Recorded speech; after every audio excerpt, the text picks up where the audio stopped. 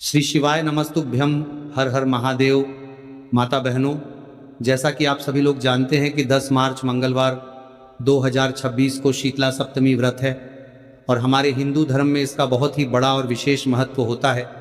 अगर कभी भी मौका लग जाए तो मंगलवार शीतला सप्तमी व्रत के दिन आप लोगों को सिर्फ और सिर्फ तुलसी की सूखी लकड़ी वाला उपाय तो अवश्य ही करना चाहिए। इन दोनों का संयोग बहुत ही कम आता है क्योंकि ऐसा दिन पूरे साल में सिर्फ एक ही बार आता है।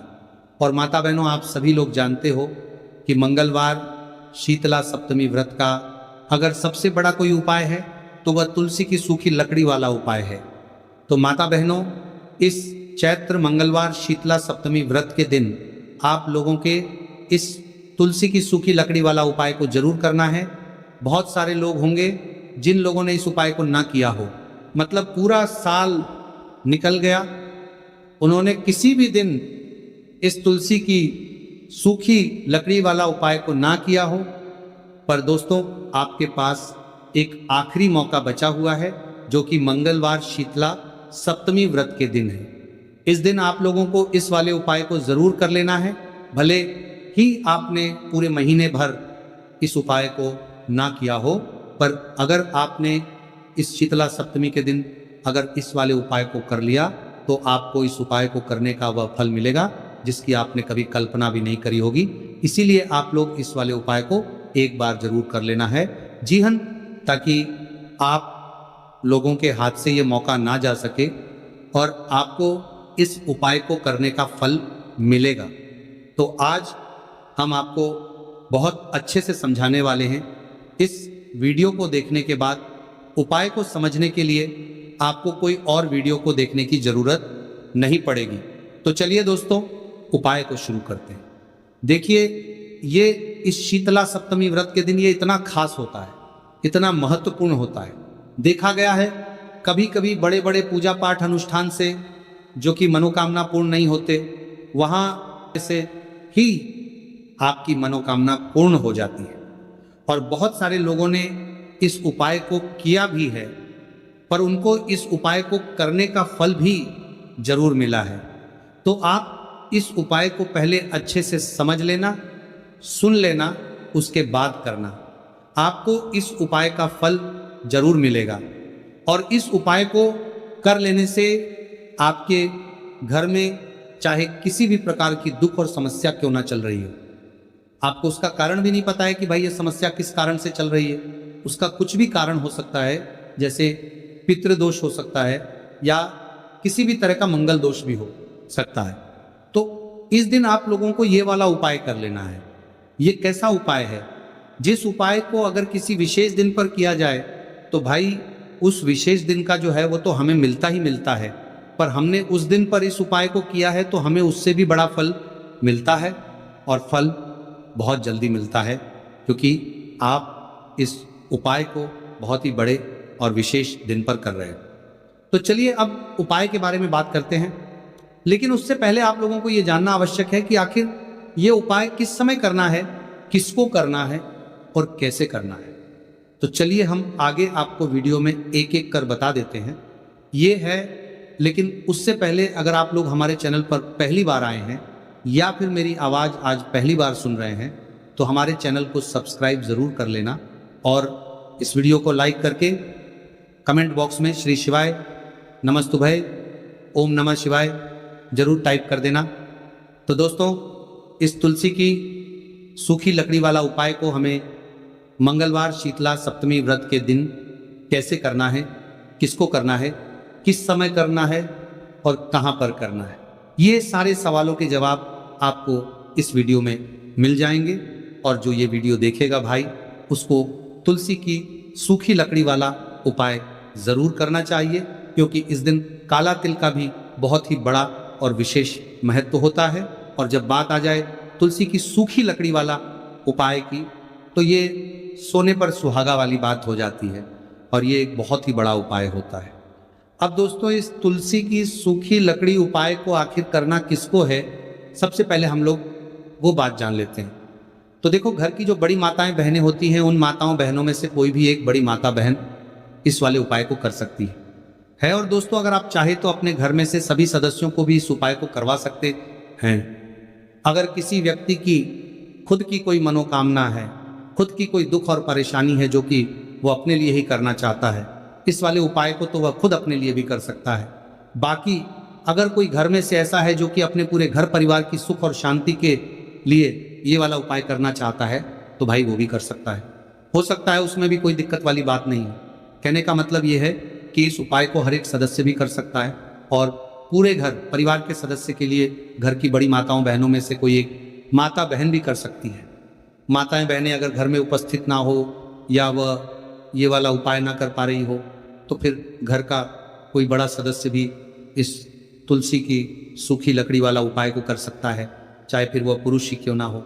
उसमें कोई भी दिक्कत वाली बात नहीं है। उसके बाद में दोस्तों जो अगला प्रश्न निकल कर आता है वो ये आता है, इस उपाय को लेकर के आखिर इस उपाय को हमें किस समय करना है, सुबह के समय करना है कि शाम के समय करना है। तो देखो, इस वाले उपाय को आप लोग सुबह के समय भी कर सकते हो और शाम के समय प्रदोष काल में भी कर सकते हो। अब अगर आप पूछो कि भाई साहब सबसे उत्तम समय कौन सा रहेगा इस तुलसी की सूखी लकड़ी वाला उपाय को करना है, कहा तो हम आपसे बस यही कहेंगे कि इस उपाय को आप सुबह के समय करेंगे तो ज़्यादा बेहतर होगा। बाकी अगर प्रदोष काल शाम के समय भी करेंगे तो भी अच्छा होगा, उसमें कोई भी दिक्कत वाली बात नहीं है। यदि हम किसी भी प्रकार के उपाय को निश्चित दिन और निश्चित तिथि पर करते हैं तो इसका हमें बहुत अधिक लाभ मिलता है और इन उपायों को करने के बाद हमारे जीवन में बहुत अधिक परिवर्तन आता है। साथ ही साथ ये जो उपाय आपके जीवन की सारी परेशानियों को और सारी बाधाओं को दूर करने वाले हैं। देखिए दोस्तों, आज के इस पूरे ही वीडियो में हम आपको 3 चमत्कारिक उपाय बताने वाले हैं और ये तीनों ही उपाय बहुत ही खास और बहुत ही ज़्यादा विशेष होने वाले हैं। तो चलिए गुरु जी द्वारा बताए गए सबसे पहले उपाय के बारे में। महाधन प्राप्ति उपाय, तुलसी की सूखी लकड़ी घर में रख देना, बहुत जल्दी करोड़पति बनोगे दोस्तों। आपको किसी भी दिन तुलसी की सूखी लकड़ी का उपाय घर पर करना है और ऐसा समझ लीजिए कि तुलसी की सूखी लकड़ी का ये उपाय आपको बहुत जल्दी करोड़पति बनाएगा, क्योंकि जो मेरी फाल्गुन चैत का महीना है यह श्री हरि विष्णु को सबसे प्रिय महीना है। तो देखिए, स्कंदरा पुराण में आता है कि भगवान विष्णु को सबसे प्रिय अगर कोई महीना है तो वह चैत का ही महीना है और चैत्र के महीने में तुलसी के उपाय रातों रात आपके भाग्य को चमकाते हैं। ऐसे में आज की वीडियो में हम आपको तुलसी के ऐसे उपाय बताने जा रहे हैं जो रातों रात आपका भाग्य चमकाएंगे और बहुत जल्दी आपको महाधनी बनाएंगे। तो देखिए, श्री हरि विष्णु प्रसन्न होते हैं जब भी आप माँ तुलसी से जुड़ा हुआ कोई भी उपाय करते हैं। माँ लक्ष्मी प्रसन्न होती है जब आप श्री हरि विष्णु को प्रसन्न करते हैं।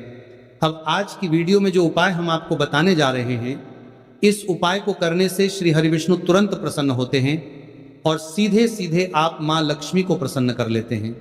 आपके जीवन में आप खुद अपने सौभाग्य को प्रसन्न कर लेते हैं। इसकी तरफ करने के भी आपके जीवन में आप खुद अपने सौभाग्य को प्रसन्न कर लेते हैं, प्राप्त कर लेते हैं इस छोटे से उपाय को करके। तो देखिए, सबसे पहले बात कर लेते हैं कि जो मान तुलसी है, इनके बिना श्री हरि विष्णु का पूजन और श्री हरि विष्णु का भोग दोनों ही अधूरे हैं। जब भी हम श्री हरि विष्णु को भोग कराते हैं, उनको भोग लगाते हैं, उसमें हम तुलसी दल जरूर डालते हैं। एक पत्ता डालेंगे लेकिन तुलसी दल जरूर डालते हैं, क्योंकि बिना तुलसी दल के श्री हरि विष्णु का भोग तो थोड़ा सा डालेंगे। विष्णु को भोग लगाते हैं कि विष्णु कोई भी भोग अस्वीकार नहीं करते और कार्तिक के महीने में तुलसी का पूजन करने से व्यक्ति को सौभाग्य की प्राप्ति होती है, उसके घर में कभी निर्धनता नहीं आती।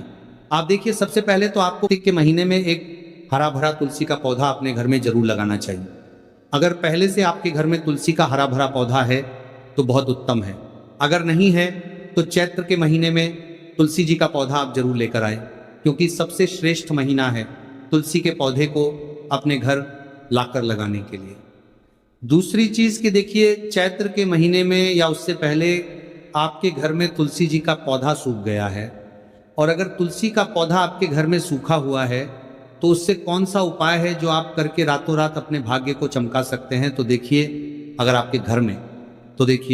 अगर आपके घर में माध्यम में तुलसी जी का सूखा हुआ पौधा है, इसमें आपको हरे हरे भरे पौधे से उपाय नहीं करना, आपके घर में तुलसी जी का अगर सूखा हुआ पौधा है, उसी से आप उपाय करेंगे, इस चीज का ध्यान रखेंगे। तो देखिए, अगर तुलसी जी का पौधा सूख गया है तो आपको क्या करना है, उसकी छोटी छोटी ठानियां लेनी है, गिन करके 7 ठानियां, ठीक है ना। कितनी ठानियां लेंगे? 7 ठानियां लेंगे। थोड़ा सा मोहली धागा आपको लेना है और 7 तुलसी की सूखी लकड़ी को एक के अंदर एक यानी गट्ठा टाइप का बनाना है और उसको बांध देना है, ठीक है ना। सारी तुलसी की लकड़ियों हमको इकट्ठा करना है और मौली धागे से बांध देना है। बांध देंगे कलावा लपेटकर। अब आपको क्या करना है, रोली का तिलक इस तुलसी की सूखी लकड़ी पर आपको करना है, रोली का तिलक करेंगे। अगर चंदन है तो थोड़ा सा चंदन लगा दीजिए। अभी ये तुलसी की जो सूखी लकड़ी है, ये आपको थोड़ी देर अपने घर के मंदिर में रखनी है, श्री हरि विष्णु के सामने, और एक देसी घी का दीपक आपको श्री हरि विष्णु के सामने लगाना है। दीपक गोल बाती का लगाएंगे और उसमें एक चुटकी पिसी हुई हल्दी डाल देंगे, ठीक है ना। श्री हरि विष्णु को हल्दी बहुत प्रिय है। दीपक लगा देंगे। थोड़ी देर बाद जो तुलसी की लकड़ियां हैं उनको ऐसे ही रखा रहने देंगे, तिलक कर देंगे। अब थोड़ी देर बाद आपको क्या करना है, तुलसी की वो जो सूखी लकड़ियां आपने बांधी थी कलावे से, मोली धागे से, अब आपको उन्हें उठाना है। एक छोटे से लाल कपड़े में आप इसको रख लीजिए, ठीक है ना। लाल कपड़े में रख लीजिए, पीला कपड़ा हो तो पीले कपड़े में रख लीजिए। रखने के बाद आपको क्या करना है, इसकी पोटली टाइप की बना देनी है। धागे से लपेटकर, मौली धागे से ही पोटली बना लीजिए, आराम से बन जाती है। अब इस पोटली को आपको कहाँ रखना है, इसे आपको अपने घर के मुख्य द्वार पर टांगना है, ठीक है ना। अंदर की तरफ, बाहर की तरफ नहीं, अंदर की तरफ, मुख्य द्वार पर अंदर की तरफ टांग दीजिए और माँ लक्ष्मी का ध्यान करिए, श्री हरि विष्णु का ध्यान करिए। उनसे प्रार्थना करिए कि हे धन की देवी माँ लक्ष्मी, आप मेरे घर में पधारिए और अपनी कृपा मुझ पर बरसाइए। इस तरह से आपको प्रार्थना करनी है और मंत्र बोलना है।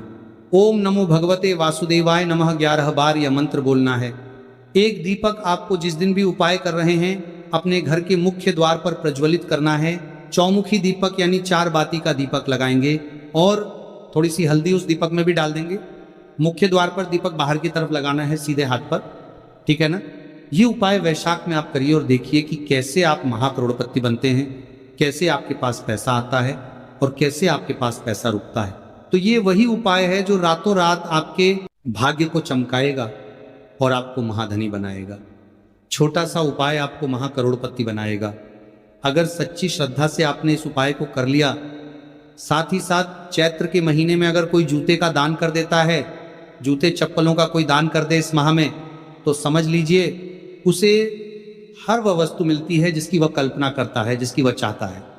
आपने अगर कुछ ऐसा सोचा है कि हाँ मुझे ये वस्तु या मुझे ये चीज़ मिल जाए, मेरी ये इच्छा पूरी हो जाए, आपकी कोई भी इच्छा अधूरी है, पूरी नहीं हो रही, तो कार्तिक माह में आप चाहे एक व्यक्ति को दान करें।